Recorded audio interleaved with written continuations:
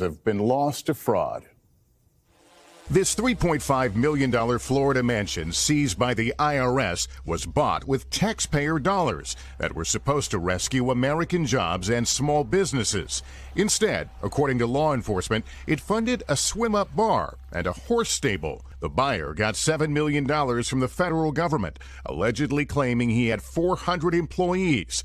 According to prosecutors, he had none. Have you been surprised by how quickly fraudsters moved in on this money? Unfortunately, not really.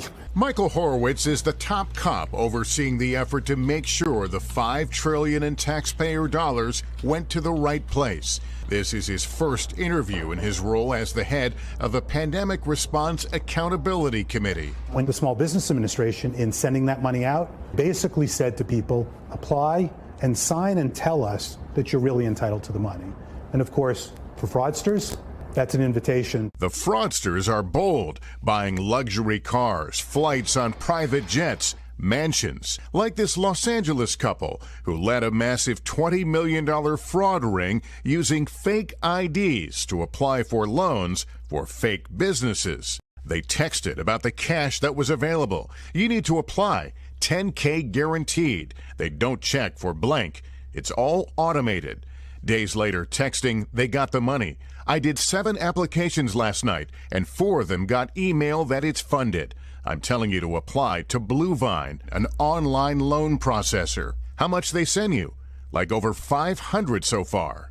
Raising questions as to how they got the money in the first place, Congress now investigating Bluevine, one of the third-party service providers who processed billions in loans and touted that a business could get loan approval in 5 minutes. What didn't happen was even minimal checks to make sure that the money was getting to the right people at the right time. Authorities have pointed to red flags, like the couple listing identical payroll every month. We wanted to ask the company why that didn't tip them off. Bluevine would not do an interview, but sent us a statement saying in part they used robust compliance to reduce fraud in accordance with government guidelines, but say it's regrettable that the government's loan programs were abused by bad actors, despite our best efforts.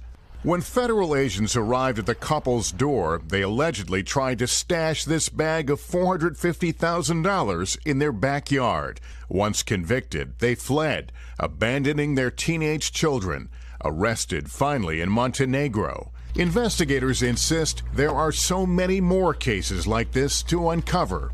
One of their data scientists in California programs computers to find discrepancies. It's basically impossible for humans to go through it by hand. It would take way too much time. Just one red flag, this building in San Francisco that they found listed on more than 1,300 different loan applications.